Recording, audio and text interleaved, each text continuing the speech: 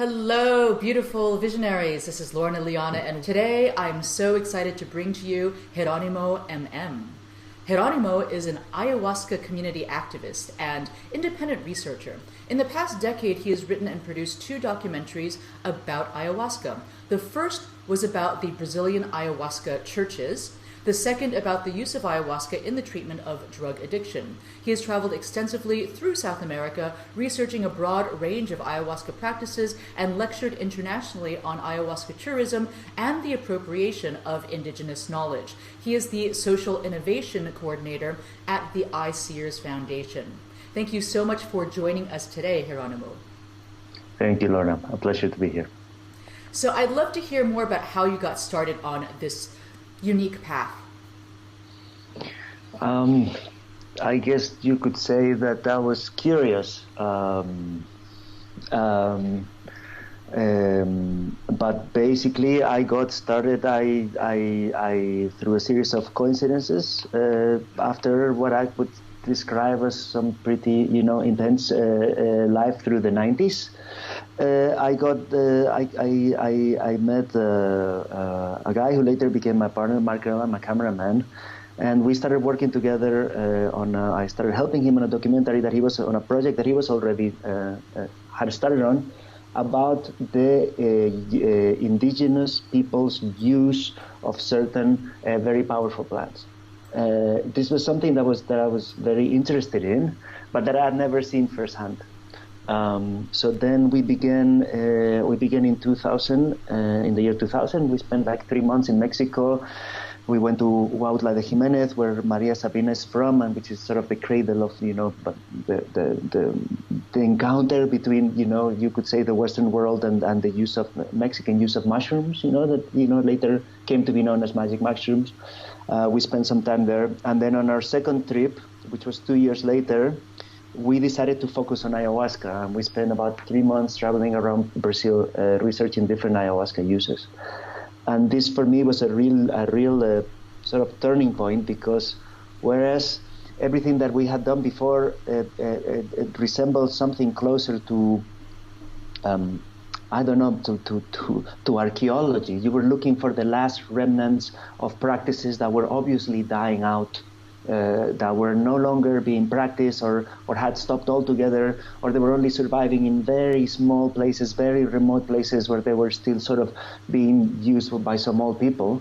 When we got to the Amazon and we encountered ayahuasca, we encountered something that was completely different, that was very much alive, in expansion, a huge, and not at all restrained to very so that we became fascinated. And I would, you could say that was the beginning of a very, very long path, from there to here. So I would love if you would share with us the landscape of the ayahuasca churches in Acre. And I'll just share with the audience my own experience too. It was in 2004 that I arrived in Rio Branco, knowing nobody. I didn't know a single person. I didn't speak a word of Portuguese. I had my friend's then unpublished second chapter of his book, of his then unpublished book, The Jaguar That Roams the Mind. And so I landed in Rio Branco wanting to connect with the indigenous so I could, sit with the Indians, but it was very difficult for me because they're very difficult to reach. I didn't speak any Portuguese. So the most accessible avenue for me to drink ayahuasca in Brazil was to participate in Santo Daime church works. And so I visited a number of the different churches in the Rio Branco area. Actually, in Acre, we went as far as the Fortaleza of Luis Mendes. So I'm really glad to be able to talk to you about what the church landscape is, because I feel like even though I had firsthand experience of different church communities and ways of working with the medicine, there's a lot that I really want to know about the background of how the different churches came to be, and how they operate. Yeah, we arrived just 1 year before you. It was 2003, and at that point, and I think I think you agree, the landscape there, it seemed that if you were interested in ayahuasca, a lot of the information that you found online and etc. led back to the churches. There was a lot less stuff on the vegetalismo thing. Iquitos hadn't yet exploded, or Pucallpa, the entire Peruvian phenomenon came after that. And for back then, in the early 2000s, when you were doing research and looking online, a lot of the stuff you found led back to the churches. Because we were doing a documentary, we had this sort of our archivist attitude. We wanted to document as many manifestations as possible. So we tried to visit and see as many of these things as possible. That meant that we were in Mapia, we were in different churches with the Santo Daime, also with Luis Mendez, who's a lovely man. I had one of the most lovely experiences of my life in Fortaleza in his church. One day that it was actually, there was very, very few people. There was about 12 people. It was us and about 12 people. 4 of them were children, 3 of them were very old, and it was one of the most beautiful works that I've ever attended. And we spent a lot of time also with the different barquinhas in Rio Branco, which is a much less known phenomenon, but very, very interesting. They're also they're very, very near and dear to my heart. The history of it, as you know, is the history. I mean, in general, one could say that the history of the modern history of the Amazon, sadly, is a history of ways of extractivism. Every time something new and valuable is found in the jungle, there's a new wave of colonists that come to get it. Sometimes it started with the quinine trees, and then but the biggest one happened at the beginning of the century when rubber was discovered. Not that rubber was discovered; rubber was already known. But Goodyear invents the process to make rubber last and make good wheels. And at that point, at the beginning of the century, all the coating, all the wheels of all the cars, all the rubber pieces that you can imagine that were necessary, and all the coating for all the cables had to be done with natural rubber. There was no way to manufacture plastics. That means that the demand was absolutely brutal.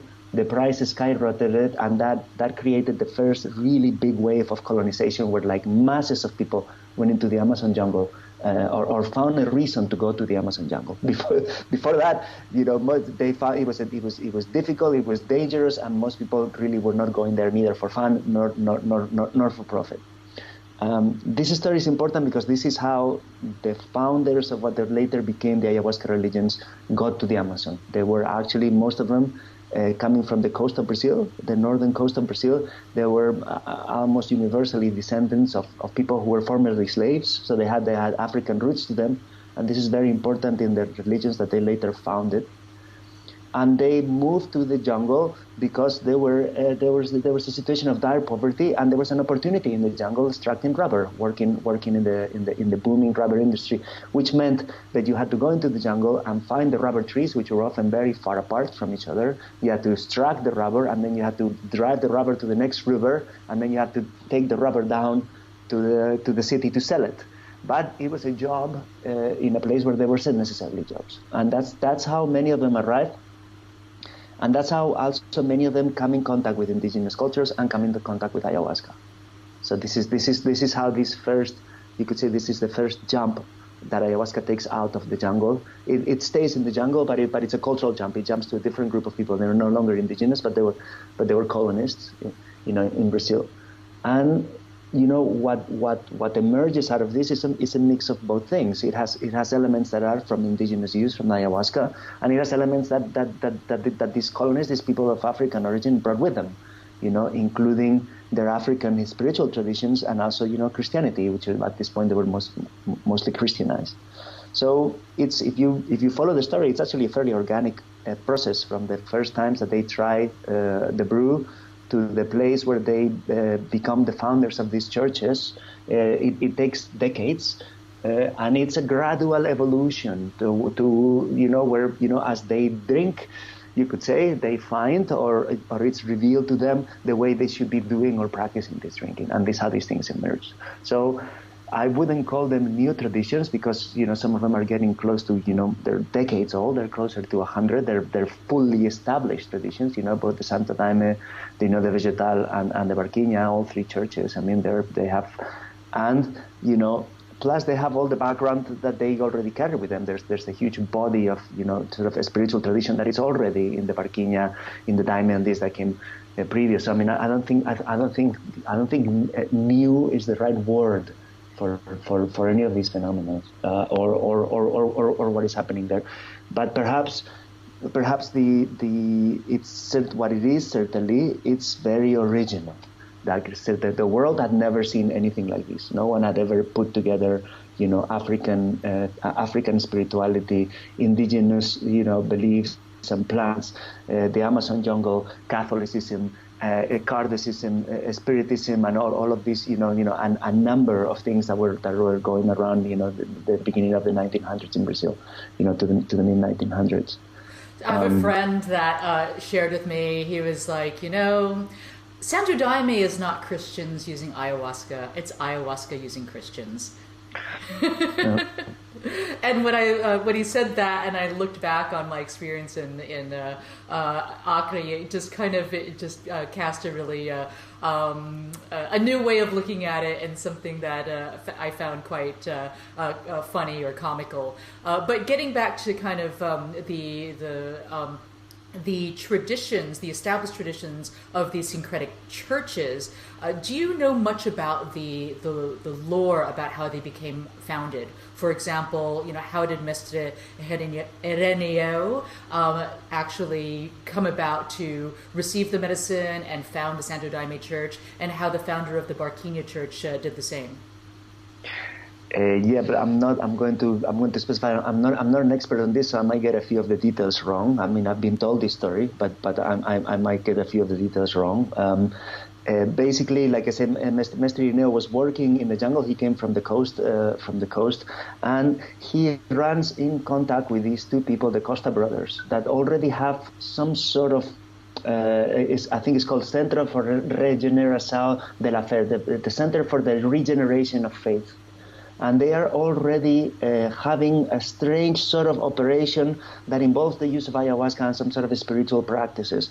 They work together for some time, but then they fall out. But these are the people that introduce Ireneo to this thing, and they put them through a dieta, which is actually, and here you can see how the vegetalismo roots are very close. So he gets taken, and he spends a week alone in the jungle. He's not allowed to eat any salt. There's even a story about how the Costa tried to put some salt in his food to trick him, but he was able to tell that they weren't. And he's drinking ayahuasca every night. And after a few days, he has a vision. He has a dream where a woman, which he identifies to be the Virgin Mary, the owner of ayahuasca in vegetalismo practices, the spirit of the plant, presents to him, it comes before him, and asks him what he wants. And he says, I want to learn how to heal. And he says, well, your gift is granted, but you should know that this is not a commercial enterprise, and you should not. This is not something to make money on, and you will not make money on this. So he comes out of this, and up to this point, really, the story is very similar to what you would call a standard vegetalismo initiation. He does a long dieta. During the dieta, the plant spirits, the jungle spirits, the owners of the plants appear to him, grant him a permission or a power to start working with this plant, and that's the beginning of it. As far as I understand, the early days, what happens is that the rubber industry collapses. Because they invent the artificial rubber, and because a number of things, and because it's being grown in Asia, and all of these people that were spread through the jungle and they were collecting rubber, they have to leave the jungle because there's nothing there for them, and they begin to collect in urban centers. That's the beginning of Rio Branco as well. They're again very poor. Now they're out of a job, and they're sort of beginning to live and work the land around these new cities that are being built. They're not going back where they originally emigrated from. And Ireneo is there, one of them. He's working. He's beginning to drink ayahuasca, and he's working as a sort of a healer in the more or less vegetalista tradition, I believe. And this is just my reading of it because I know the vegetalista tradition. And people begin to gather around him. Now, there's another situation in people begin to come to see. His word gets out that he does this, and he's working with ayahuasca, and people are coming to see him. Now, there's another thing that is happening here, and again, I'm not, you can, don't quote me on this, but my understanding is there was the presence of the Catholic Church. They were all Catholics. The presence of the Catholic Church was very, very weak at this point. The priest would come once every 3 months. He would baptize all the new children. He would marry whomever had to be married. He would give mass, and he would leave again. So there were Catholics without a religious figure, priest representing the church. It's just that this, because it was so far removed and it was the jungle. So at one point, or in a sort of gradual process, a new ritual begins to emerge that is not an individual sort of vegetalista healing, but that has to do with that is beginning to resemble that has more Christian elements, and that is beginning to resemble collective rituals that are closer to, I would say, to the African traditions. That's the first work. At the same time, people are beginning to receive the hymns or the songs, which is the same thing that the vegetalistas have with Icaros. As they drink and as they work, they begin to receive certain songs that go together. And these are the songs that are sung during and for the ayahuasca, right? So this happens in organic matter. People begin to gather around this place in what is now Alto Santo. They begin to live together in community. They begin to work the land together, and they begin to have a calendar of rituals. And this process is very organic. It happens through a number of years. Mm-hmm. Now, by the time more or less this is established, one man shows up called Daniel, and he was a former sailor. And he was also he had problems. He was a musician, so he spent a very bohemian character, partied a lot, drank a lot, lived at night, and also was very sick. I don't know his liver. I don't know the story. But he goes to Mestre Irineo for healing, and he begins to drink ayahuasca with Irineo, like many of the people that are there. And in this process, he has a vision, and this vision calls him to do something slightly different. And he tells Irineo of this, and Irineo gives him his blessing, gives him a few bottles of ayahuasca, and Daniel goes off and founds his own center, which is the beginning of the Barquinha. So the Barquinha, you would say, it's the only, one of the only, I would say, completely legitimate, approved schisms or separations out of the Santo Daime with the full approval of the founder. And then Barquinha develops something that is a little bit different. It's more it's I would say the presence of the African elements, the orishas, the pretobelos. It's more marked. It's more visible, and and I would say having recently been during the conference back with Doña Chica, I would say even perhaps the Catholic element is more visual. They don't consider themselves a church, but a what's the word they use? A mission. They consider themselves Catholics, and this is part of their Catholic practice. So you would see that a lot of in the Barquinha, there's a lot of Catholic prayer going on top of the ayahuasca, full on trance and possession by different spirits and orishas. All the dances and the things that come from Umbanda. So very very surprising. Beautiful mix, because also, as you know, the Barquinha means the little boat. They're all dressed in white, like sailors. So it's a really, really peculiar place. Really beautiful to watch. So that's those two, and then the União de Vegetal is a completely separate story because it happens closer to it happens not in Acre but in Rondonia, and the founder Mestre Gabriel was also originally a rubber tapper. Also comes in contact with this sort of vegetalista workers, and he develops something that is very very different. And I wouldn't say the Christian or Catholic element is predominant. It's very subdued, and even there's no singing, there's no dancing. There's something that resembles a lot more like sort of Socratic dialogue. I mean, it's really fascinating to watch because it's so different. At least it seemed to me, and I've never seen anything like this. The Santo Daime and the Barquinha, they were different, but I was used to being in a church with people singing, and dancing. I've seen this before, but this where everybody sits around a table and a series of questions are posed, and then the master stands up and he gives answers to these questions, and this develops into sort of, a philosophical, almost dialogue, about the teachings. This I hadn't quite seen before. I found it fascinating. I think the UDV, they're as you know, they're the largest church in Brazil. They're like nearly 20,000 people all over. Because they're discreet, you don't see them or hear them very much. But it's the landscape in Brazil would be completely different without their work. And there's actually some really fascinating aspects about the way they've organized each other, organized themselves, and dealt with some of the most common problems that happen around the use of ayahuasca when it gets structured, in any sort of organized way. So, Jerónimo, so it appears that in Brazil, the primary driver of the expansion of the ritual use of ayahuasca has been through the mechanism of churches. And then now many of the churches have branches all over the world. I would love to hear about the expansion of ayahuasca in the other part of the Amazon too. So what we're seeing with the whole phenomena of ayahuasca tourism and the expansion of the practice of vegetalismo. Yeah, I think it's a general. I think you could almost make a sort of a general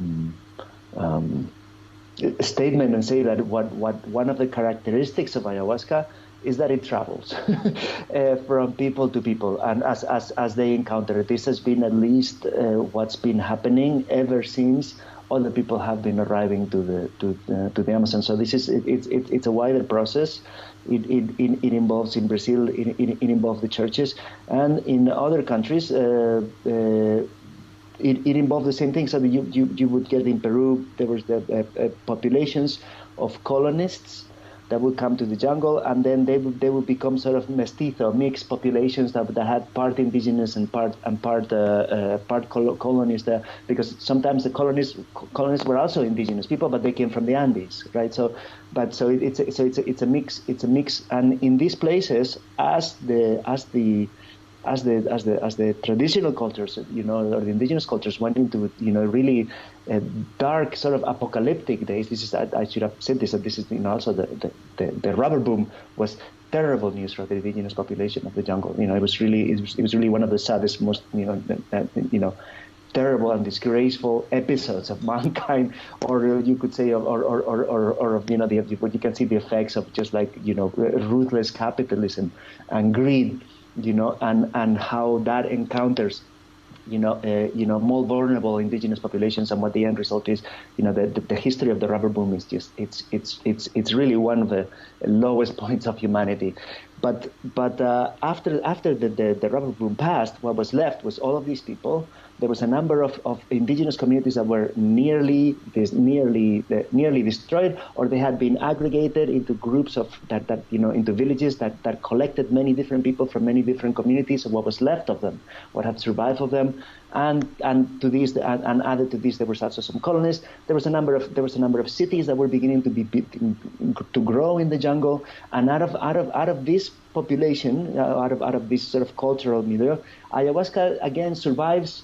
And it mutates. It mutates from what originally had been in the indigenous groups. It was obviously used for healing, but it had also a number of sort of political and collective aspects to it that had to do with everybody drinking and having a series of dances. They're replaying a series of mythical episodes and all of these things that come with with indigenous cultures. This gets lost as the culture gets destroyed. But parts of the use of ayahuasca get maintained, especially its use for healing. And then this thing begins to emerge as a sort of folk medicine, which is curanderismo. That's a Spanish word. Curandero is a sort of it's a folk doctor, it's a traditional doctor. These are the kind of people that in the villages would know how to set bones, or they know how to work with herbs.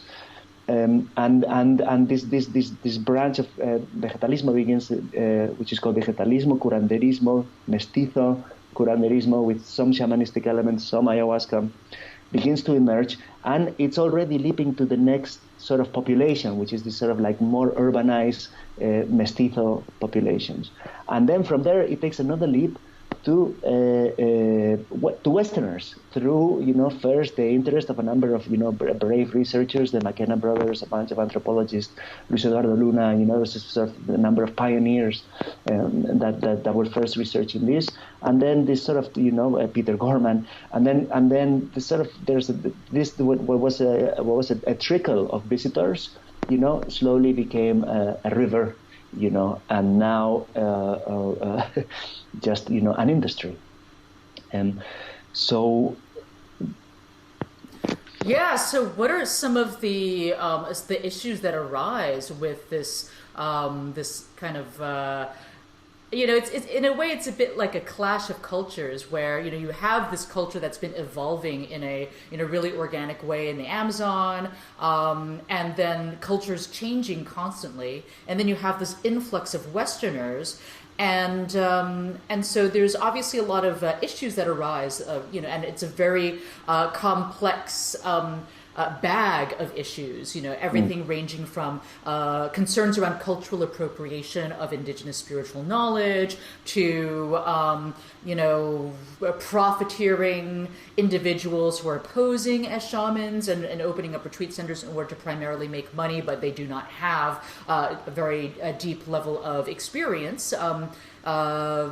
Especially if you look at what the indigenous medicine people had to go through in order to be qualified to even serve medicines. And then there's also, questions around neo-shamanism and Western facilitators then, having their, calling to, offer ayahuasca and other plant medicines outside of the Amazon in their own cultures, and now importing the medicines, so it's a whole, it's become almost, I would say, like, a Wild West in terms of, everything that's happening. And so it can be very difficult to navigate all the issues. And number one, stay physically safe, and not have, not come to physical harm or psychological or emotional harm, as well as, how to participate in, the culture of ayahuasca without being guilty of appropriation, or without respecting the origins of where this medicine comes from. So I know that's a lot to consider, but this is a very complex situation, and I'm just putting all the stuff out there on the plate. I would love your thoughts on some of the common misunderstandings that come up in this environment between Western seekers and indigenous plant doctors, and how people can just navigate safely and ethically. Yeah, well, that's the $1 million question. I mean, I would say that everything that you describe has had both, like everything in life, I guess, both positive and negative consequences. So there's been positive consequences. I will start with the positive. There's been some positive aspects of this is that Western people are coming in contact with the Amazon. They're coming in contact with the value of traditional medicine, of indigenous knowledge. They're beginning to they're reconnecting with a number of things that are very much lost in our culture, that have to do with, for one, with tradition, which is something that we're not very comfortable with, because we don't like our own. We don't like any of our own traditions. Really, we're not particularly interested in anything that our grandparents have to offer in cultural terms. For example, we are not tied to the land. We don't really know what it means to be from one place. We don't know where we're going to be buried. We don't think that makes a difference. That's not a question that even crosses our mind wherever we're living. And we have a very, very loose understanding of what community means, much less a tribe, in the sense that we think a community is a group of friends or family or people that we like, and we don't understand the real issues and responsibilities that come with a true tribe or a true community, that go much beyond being with people that you like, and going to another. So I think there's been some positive aspects, certainly for Westerners and all this. And there's been some positive aspects, also for the indigenous population. It's true that this has revalorized, in our eyes, but also in their own eyes, all of these traditions that they were also not so interested in, that were getting lost, that seem, useless, worthless,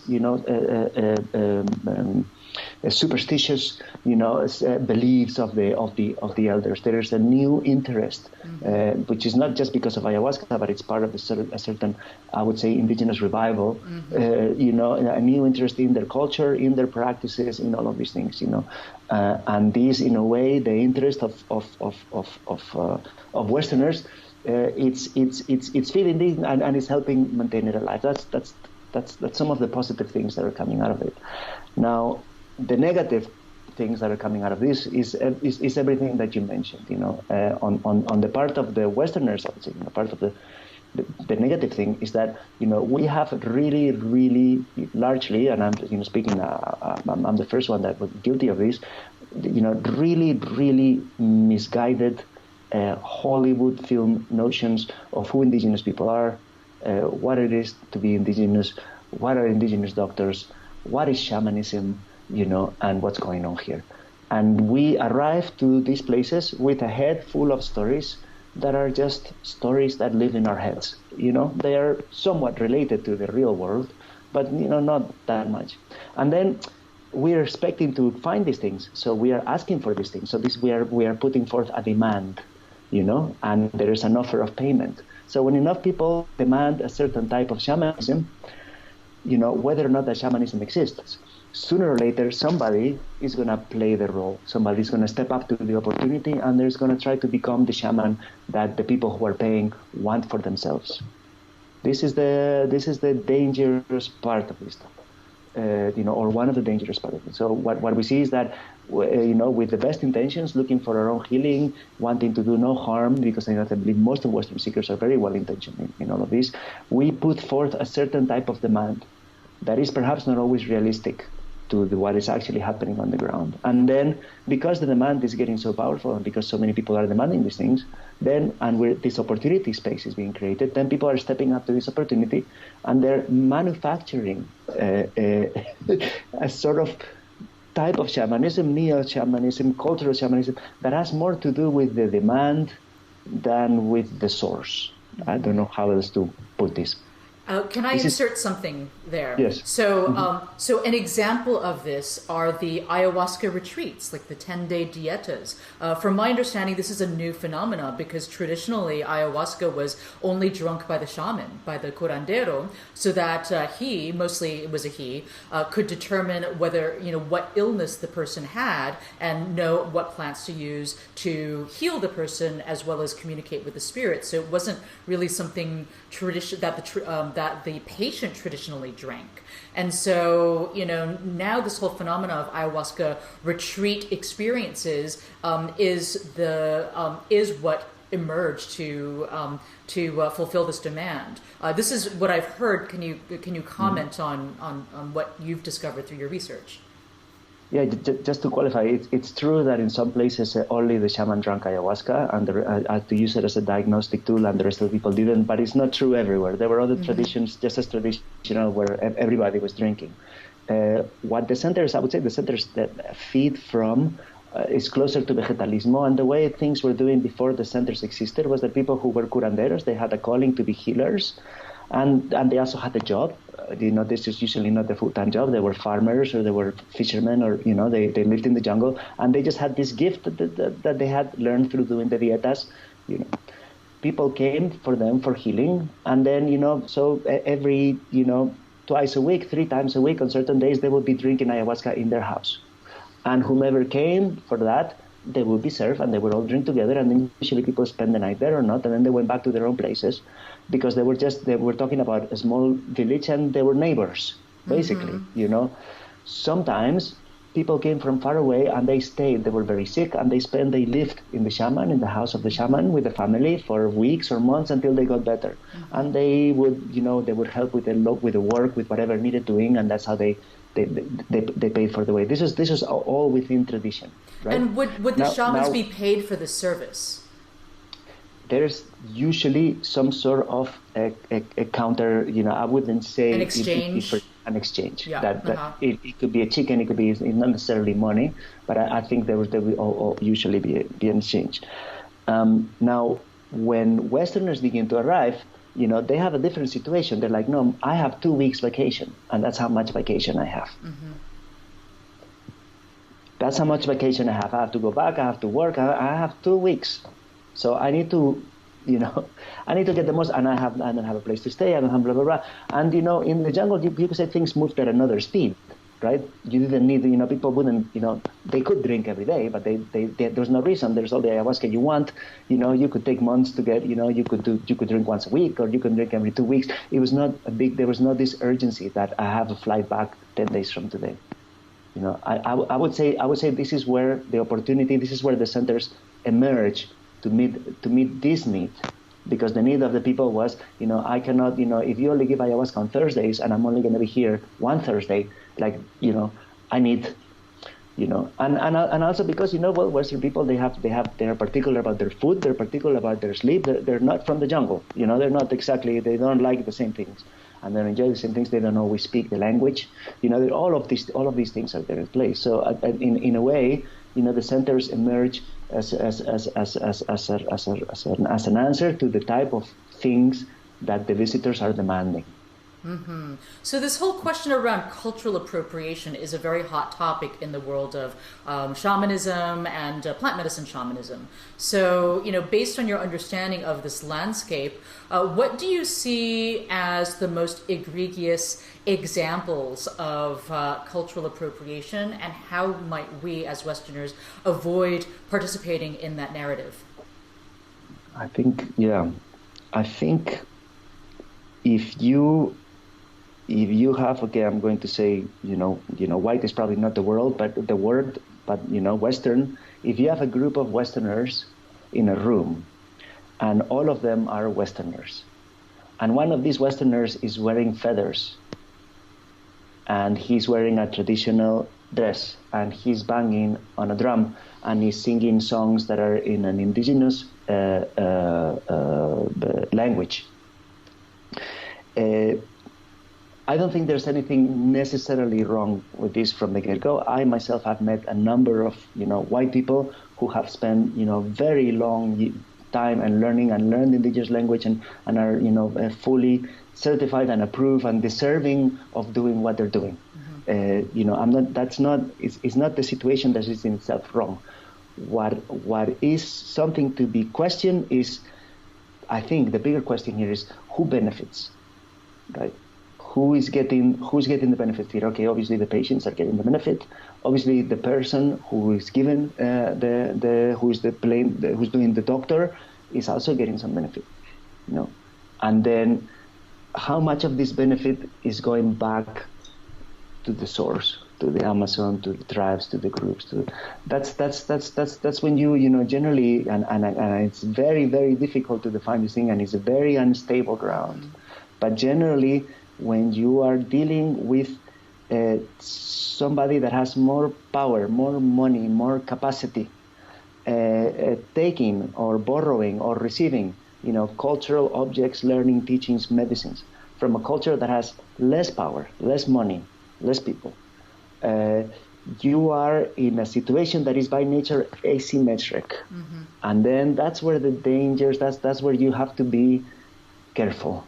Knowing that I cannot say, well, this is right and this is wrong. I'm saying who's benefiting, who's getting the most out of this, and is this a reciprocal interchange? Is this an equal flow or equivalent flow of things from one to the other? Because the nature of asymmetric relationships is that the part that is more powerful always gets more benefits. I'll just give you a separate example, but a CEO of a company gets on an Uber car.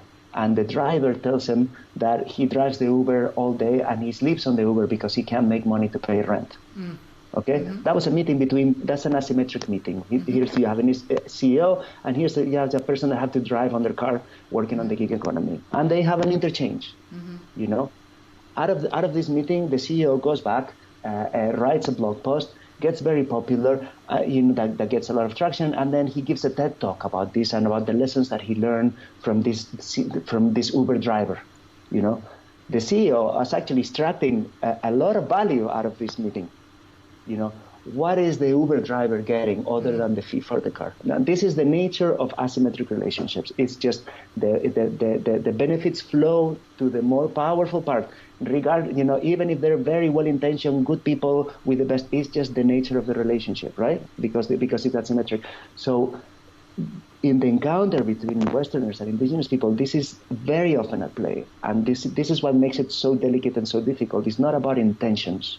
It's not about studiousness. It's not about carefulness. It's not about respect. It's about, the nature of this asymmetry and who is benefiting and how do you become aware of these things. Mm-hmm. Yeah. And I will also point out too that a lot of the ayahuasca that's being imported from South America is actually produced by churches. So you might have this Westerner dressed in feathers serving ayahuasca, and the person's not even procuring the ayahuasca from the indigenous. Often the indigenous do not have the capacity to produce that much ayahuasca. It has to travel long distances, from the villages, and then, there's a fermentation that happens, so there are, the groups that are producing ayahuasca for mass exports are often the churches that have, the facilities to accommodate these feitios.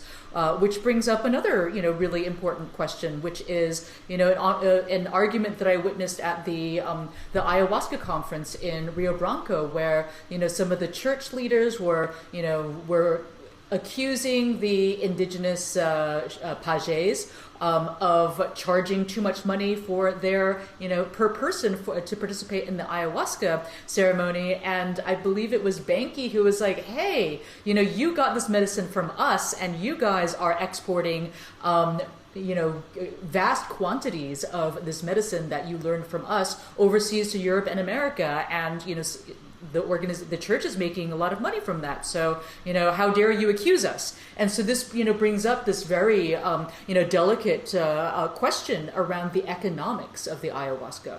So certainly the churches, it's a membership community model where as my understanding, the people that are members of the church pay, monthly dues or regular, contributions to support the works and, so that they can buy all the materials they need and, the medicines and all of that. And so they make the medicines in these, community, endeavors called feitios. And a lot of the people that are making the medicines are devotees. They're, very devout members of the church. They're not getting paid very much money at all. Many of them might actually even be volunteers. And then it's getting shipped overseas. And then, the Westerners are paying a lot more per liter for the ayahuasca than the going rate in Acre. And so, who's benefiting from that? So these are very difficult questions that are all underneath the surface. And I don't know whether there's ever going to be a right answer on how to do things, but just to understand that that these things are happening. So Jerónimo, do you have any thoughts about what I just shared? Yes, I mean, I think, first of all, I think, I think one very common misconception is people say, and people hear even within the ayahuasca, communities, is that so-and-so got rich selling ayahuasca. I don't think that's true. I don't think anybody has ever gotten rich selling ayahuasca. I think it's generally speaking, in terms purely of business. If you wanted to make a business of it, it's a bad business. It's a difficult business because it doesn't scale well. Mm-hmm. You cannot do it every night. You cannot make it bigger and bigger. There's a limit about how many people you can serve. There's a limit about how many nights in a row you can do it, and the preparation for it, and all of it is complicated to become trained to do this. So what you would normally understand as a business, which is that you lower cost and you expand, and then the money flows up. This is a business. It's very, very difficult to do with ayahuasca, fortunately. Mm-hmm. So, I don't think there's, in spite of, what many people think, I don't think there's huge flows of money flowing to, a few individuals. Even the ones that are trying to make it a business, like in Spain, Ayahuasca International, I don't think are doing very well. So that's one thing. The thing, things, rules always break down, and things are not always, like they should be or like everybody agrees that they should be. But I have to say that from my experience, in their setup, the approach that the ayahuasca churches, the Santo Daime has, or some of these other ayahuasca churches have towards handling money, I think it's remarkable, and it's very, very interesting model about what it means. They make a very clear differentiation between cost and profit. Mm-hmm. One can always recoup costs from, the wood, the people working, blah, blah, blah, blah, blah, blah, blah, blah. What it's forbidden, and this is explicitly forbidden by the churches now. Some members do, Christians are forbidden from lying, but they lie, okay?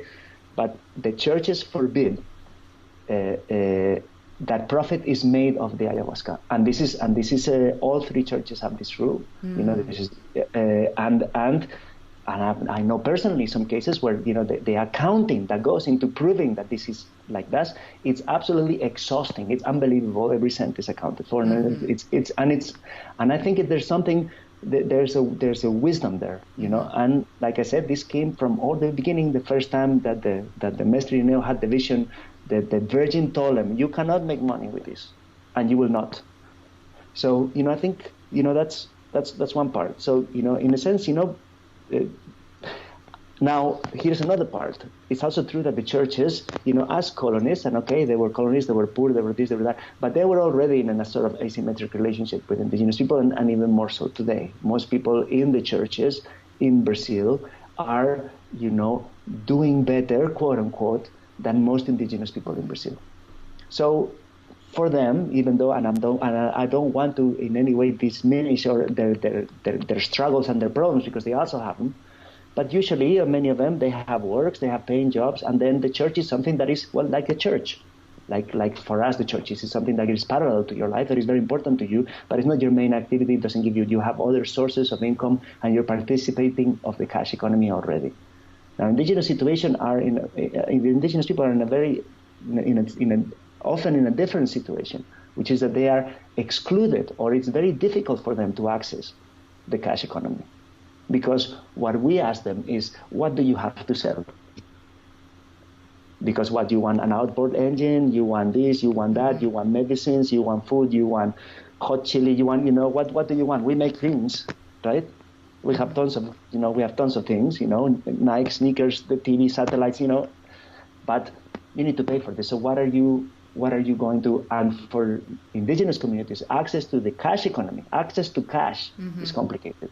Yeah. It's not an issue of there's food, there's many things in the jungle that provide. It's not an issue of hunger like it is in other places, in other parts of the world. There is an issue of hunger though, because a lot of the game has been depleted around the forest, so they have to buy rice and beans and beef. Yeah. So all these things that you mentioned, yeah, and so some places, yeah, definitely there's hunger. Mm-hmm. So while I understand, the points that the churches were making in Rio Branco, and from the point of view of the churches, I think they have a point. I understand what they're saying, because this relationship, precisely because we come from a capitalist economy, we know how delicate it is to mix things, and to mix medicine and money. Mm-hmm. Because then if you start making money off sick people, then you're better off the more sick they are, because then you make more money, then you begin to get in a very complicated place. We know this, and I think this is built into the churches, this sort of suspicion of money. While I understand this, I think it could be perhaps not seeing the whole picture, or perhaps a little bit unfair, as Benki correctly pointed out, to throw this back at indigenous communities, which have suffered enormously through this process, which have their own sets of problems, and which, so I think,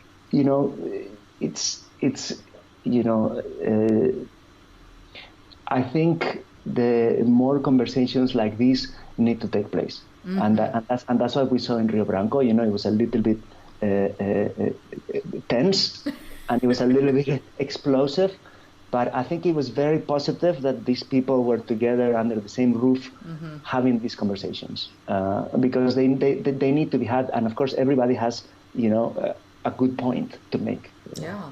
Yeah, we absolutely need to be able to have these difficult conversations, and instead of getting defensive or, blaming and hurling accusations, to really, I really want to invite people to meditate on the difficult emotions that come up around these very triggering topics, and, listen to what another point of view, because, only when we can really hear each other's concerns can we then start to move together towards a collaborative solution. I want to ask you a really important question that comes up all the time, Jerónimo, around whether or not ayahuasca and shamanism, shamanic healing, needs to be free.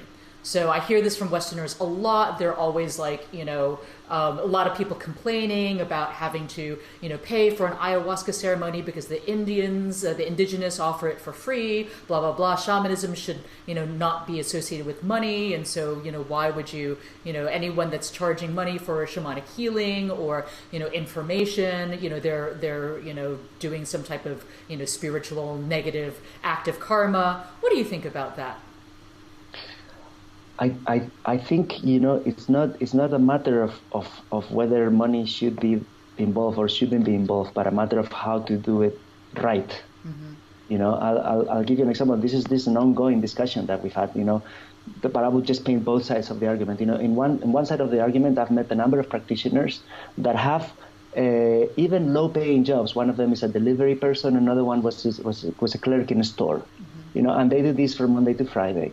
And they say, I'm very comfortable with this job because it doesn't require my mental concentration. I have very clear hours when I come in and when I come out, and it pays enough so that the work I do on the weekends, I can do it purely because I like it, mm-hmm. and because I feel called for it. I am never tempted to do a session if I'm tired because I need the money. Mm-hmm. Mm-hmm. I am never tempted to let another person in when the group is already too big because I need the money. Money is not an issue, so I can do the work precisely the way I feel it should be done, with the size of groups I feel I should have, with the and with the proper preparation. So that's their argument. I would say even these people do charge, to recover their costs, but they purposely keep this price as low as possible. So that's one group of arguments, and they're very valid arguments. Mm-hmm. Then I met other groups of people, equally good practitioners, that say, look,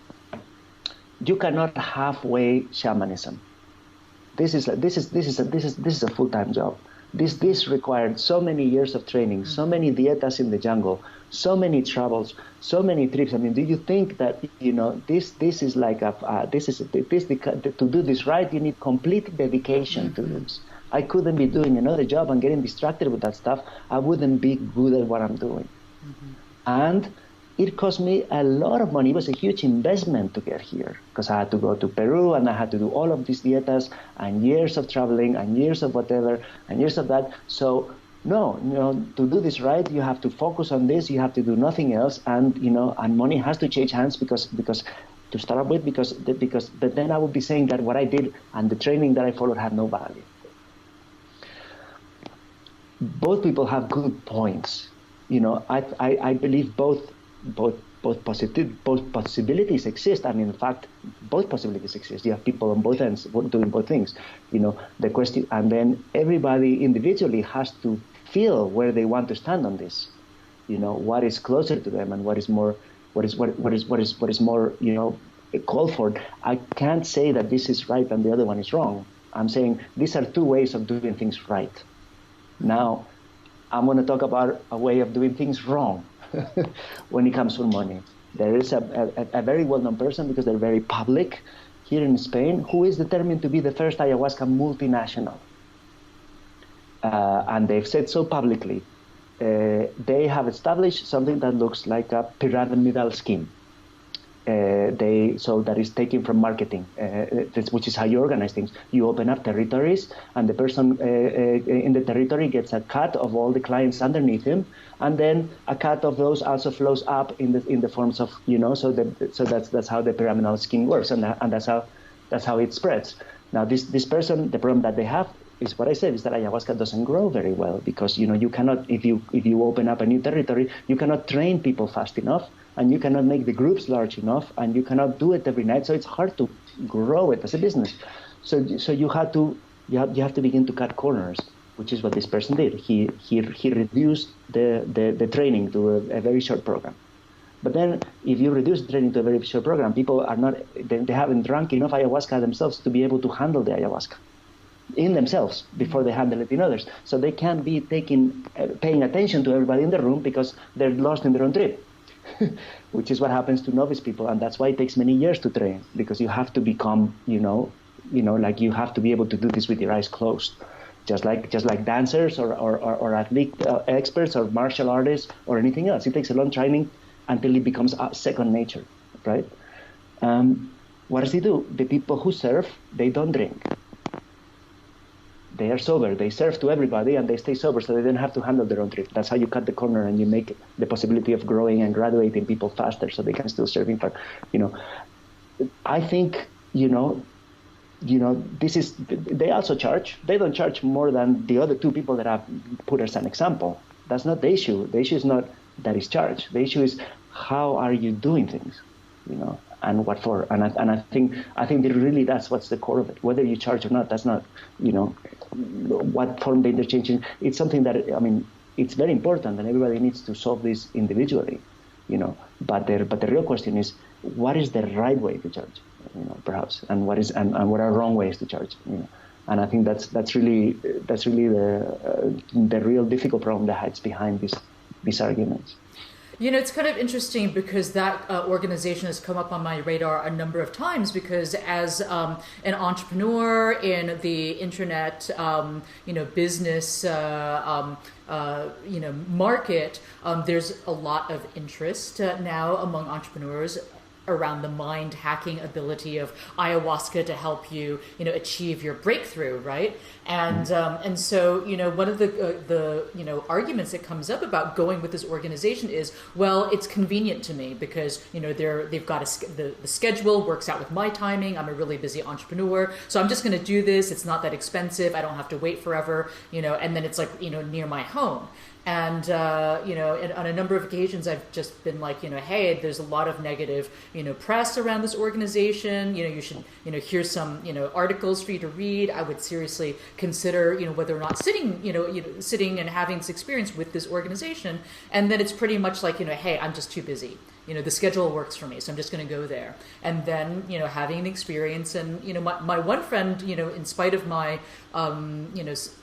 suggestions to her, she still went and had wasn't happy with her experience at all, for a number of reasons. But, just kind of like going, in response to what you shared, I think that, I just want to, have the audience just, really, think about who they're going to go sit with and experience this really powerful plant medicine, and to, do your research and to, understand, as much as you can, the ethics of the individual that may be serving you, and of course, like the intent of the individual or the organization, because after discovering more about this company, it just seems like the primary intent is to make money and not to heal people. I think they're pretty open about that. I would say, it's also a matter of skills. It's like if you were gonna get on a sailing boat and you don't know how to sail, how experienced would you like your skipper to be? Well, if it's going to be a nice, quiet day, well, just about anybody can take a boat out and bring it back into the seas. Flat, there is no wind, bim, bam. Just about anybody can do this. You don't need a lot of training. Now, if there's a big storm, and if there's a huge storm, then that's where the new, the newbies get separated from the old sailors, right? It's how you're able to bring the boat back from really rough seas. Now, with ayahuasca, you don't know. Mostly it's good sailing, and then sometimes there's rough seas. So who's your skipper? And this is no different from who would be if you had to go and get neurosurgery. How would you feel if your neurosurgeon was just graduated from medical school? Would you prefer perhaps somebody with white hair who has done lots of surgeries before? Perhaps. What kind of plumber or what kind of mechanic do you want? for your car, and it's exactly the same. It's like, this is not, you shouldn't, of course there's all sorts of, ethics, spiritual issues, all of this, but, let's make it easy for people. You're going to put your hand in, and in this case, it's not your plumbing, it's not your car, it's yourself. You are going to put yourself in the hands of somebody. How do you want that person to be? And what kind of things would you like to look at? Because that's what you're doing. You're putting yourself in their hands. They're going to serve you their brew, which you don't know. You're taking them on trust. And then they're going to take care of you if there's a storm. So, just be mindful of that. Just like anybody else. It's not just about the schedule. It's you that is being put. You're putting yourself in the hands of these people. So, work from there. It's not. There's nothing wrong with asking questions. There's nothing wrong with asking people how long they've been working. There's easy clues. If they're very young, they can't have been working very long. That doesn't mean that they can be young and very good, but it's just one more clue. And ask them, when did they start? What was the first time? How long have they been working? Do they have other training? Do they study psychology? Are they nurses? Are they, do they know first aid? All of these are, they're legitimate questions to ask when you're putting yourself in the hands of somebody else, just like you would do, you like to see the diplomas of your doctor in the wall, and you like to be, in a certified mechanic shop, that has all the, there's, it's the same, really. Well, it's not the same, but it's equivalent. Got it. So in the presentations that you've given around your work, you talk about the paradox of tourism and starfish theory. So I'd love to have you share with us what that is. The paradox of tourism is it comes from tourism studies. It's an academic concept, and basically it boils down to this. Tourism is looking for certain things. It's looking for empty beaches, for example. It's looking for, bars or restaurants where there are no other tourists that are really authentic. It's looking for unspoiled nature. It's looking for, spectacular views. And, these are the things that tourism looks for. And by its very nature, when it finds these things, it destroys them, because then the beaches get full of tourists and they stop being empty. The authentic places get crowded with tourists and they stop being authentic. And so the paradox of tourism is that it looks for certain things, and when it finds them, it destroys them. To put it, I mean, maybe it doesn't destroy it. It changes them. It changes them from what was being looked at. Right. This is one thing, that thing we've all understood and we all live, whether it's neighborhoods that get gentrified, or cool bars that become not so cool, or cool bands that become popular and nobody likes anymore. It's just the way things grow. And then there's another aspect of it, and is that very often there is vectors of entrance of these things, not just of tourism, but in the case of tourism, for example, the vector of entrance is the people who don't feel themselves to be tourists, and for example, backpackers. Backpackers are the people who first find the empty beaches, and the authentic places, because they travel cheap, they travel light, they don't mind. They consider themselves the opposite of a tourist. And yet, in a very, sort of ironic and sad way, they are the ones that open the door to the tourists. After the backpackers come the package groups. And this is always usually like this, especially the backpackers find something good. Right, so this is another sort of paradox. Now, I didn't understand this until I saw an interview with a science fiction writer, and he was talking about the 60s, and he said, in the 60s we really wanted. He was talking about himself in the 60s. The main idea, me and my friends, we thought that we lived in a corrupt, evil society, and we wanted to escape this. We wanted to create a new culture, a different world altogether. And that's why we moved to communes and communities in the countryside. We didn't want to work. We didn't want to join the rat race. We wanted to build a parallel, better society, right? So we moved to all of these communities and we tried to start, parallel worlds, different societies, alternatives. What I didn't know, he said, what I didn't know then that I know now is that society is like a starfish. And you cannot really get out. You're just at the tip of one of the legs, and as you move in one direction, you pull the rest of the society behind you.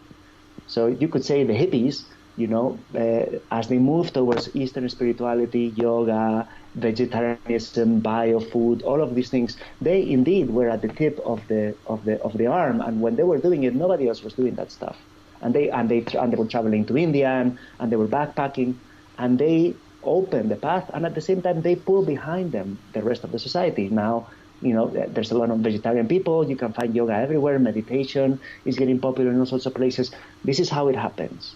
What happens is that you cannot escape society. You can only pull it behind you or hope to pull it behind you. And then, but society doesn't follow all the way. Society meets you halfway through. So I think all of us that are dealing with plants in general, with entheogens and stuff, we are somehow also on the tip of one of these arms. And one day, all of society will be behind us, and and I think these plants, and these compounds will be legalized. They will be psychotherapeutic tools. They will be fully integrated in our society. And 50 or 100 years from now, we'll look at now, and they will think that we were idiots and primitive, and just like the way we look at the Middle Ages, at the way people behave in the Middle Ages, or at the way women were treated. I think that's a matter of it's going to happen. Simply because these tools work.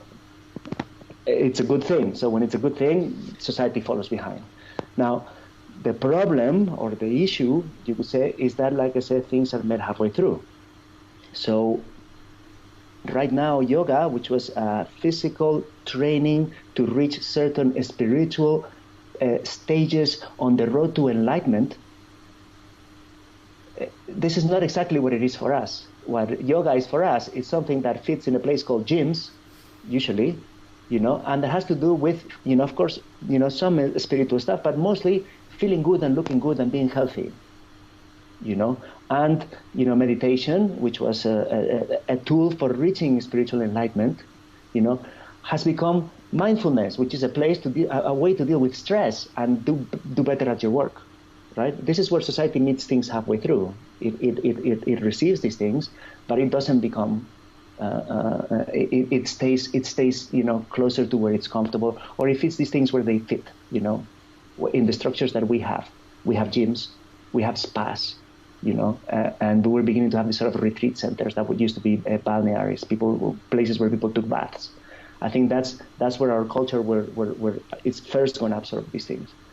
Now, with that said, because I don't want to end up on a negative note, I read some time ago an article that was talking about this in the case of yoga, and it was saying that actually now there's been a second movement, and is that now that yoga is fully, not fully, but very mainstream and very spread, there's been a new interest in learning Sanskrit, in going back to the original teachings, and in revitalizing the more the spiritual aspects tied to yoga, not just the health ones.